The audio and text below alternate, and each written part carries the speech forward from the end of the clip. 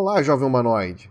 Como vocês bem sabem, eu e os meus companheiros estivemos no Diversão Offline, um grande evento de RPG e cultura geek que aconteceu no Rio de Janeiro. Lá, a gente teve a oportunidade de bater papo com algumas das grandes editoras e falar com alguns dos principais nomes do mercado nacional e internacional. Por isso, a gente vai trazer uma entrevista com o divertidíssimo John Wick, autor de vários sucessos como Lenda dos Cinco Anéis, Seven Sea e muitos outros. Confere aí o que ele falou pra gente.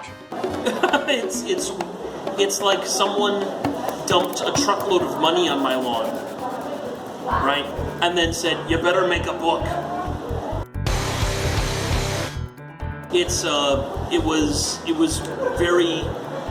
I don't know how to explain it because the Kickstarter raised over $1 million, and that doesn't happen.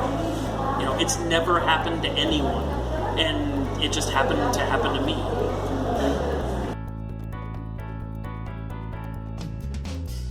I was really kind of like a director on a film, right? So a lot of my work you don't really see. So like Mike Curry and Rob Justice did the mechanics, and Marissa Kelly did the art, and Thomas Janey did the layout, right? So a lot of people did a lot of work, and my job was kind of like to push them in the directions that I wanted, but also give them enough space to work, right? So that's kind of like what my position was. Oh, it's a world different. Kickstarter saved independent role-playing. Without Kickstarter, the only role-playing games that would be around would be Dungeons and Dragons and Star Wars, and those, right? Kickstarter saved independent role-playing and put it and boosted it to a level that didn't exist before. Because making a role-playing game is really expensive, and there's not a lot of return. There's just none.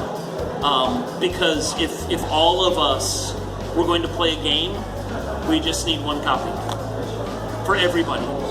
If we go see a movie, we all have to pay. If we go see a play, if we go to the theater, all of us have to pay. If we go see, if we buy, even if we can lend the book to each other, right? But, if we all want to read the book, we all have to have a copy. And for a role-playing game, you can play the same role-playing game for 30 years and only pay for it once, right? That's why it's so hard to make money in the industry. And role-playing games are expensive. There's writing and editing and art and layout and graphic design and logo design and development and research and all of these things. And that's what Kickstarter helped to do. It also helped it because you know how many books to print.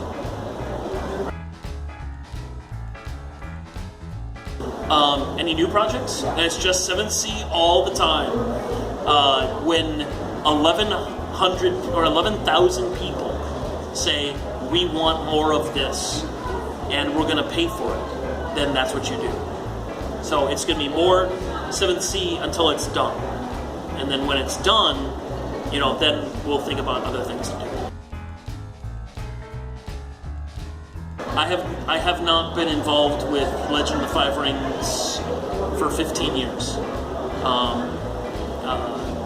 Would I like to do it again? Maybe. Every time I run it, it's fun. It's a fun game, right? Every time I run it, but I haven't been involved with it in a very long time. But it's kind of different because Blood and Honor is about tragedy. It's about samurai tragedy. So Legend of the Five Rings has tragic elements in it, but it's not about tragedy. And Blood and Honor takes place in the same world, but in this, but it rewards players for making choices that lead to their demise. So, if you're going to say in the world of Shakespeare, there's Shakespeare's comedies, which always end happily, and then there is his tragedies.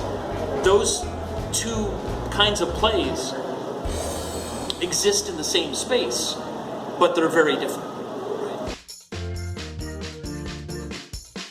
So, a couple years before the movie came out, a friend of mine who works in Hollywood sent me a picture in the email and said, "You're never going to believe this," because he had read the script and it was John Wick. I was like, what is this?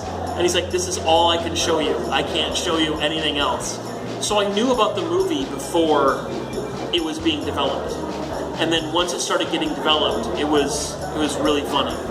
I went to go see it with a group of friends, like 20 friends, and we were laughing all the way through the movie. Not because it's funny, but because they would say things like, the Russians would say, "John Wick is who you sent to kill the boogeyman." And it's like, yeah, that's right. I'm the man you send to kill the boogeyman. You know, so it was very funny. And then I went to go see it with my parents, and they were also, they're like, it's really weird hearing your name and then seeing Keanu Reeves kicking so much ass, you know? So, but yeah, as soon as it came out, I was like, oh, I know how to do that as a game. Yeah. And you did? Well, I did, but I can't publish it because I don't have the rights. It'd be fun to publish a game like the cover would be Assassins, John Wick, with a guy in a black suit, right? So the name of the game is Assassins, written by John Wick, right? That would be funny, and I have thought about doing that. But I've also approached a couple people about getting the rights to do it, because it'd be really fun to do John Wick the role-playing game based on John Wick the movie, written by John Wick. That'd be kind of crazy. Bem, humanoides, fiquem ligados, pois muito em breve teremos mais entrevistas do Diversão Offline aqui no canal. Um forte abraço dracônico e até a próxima!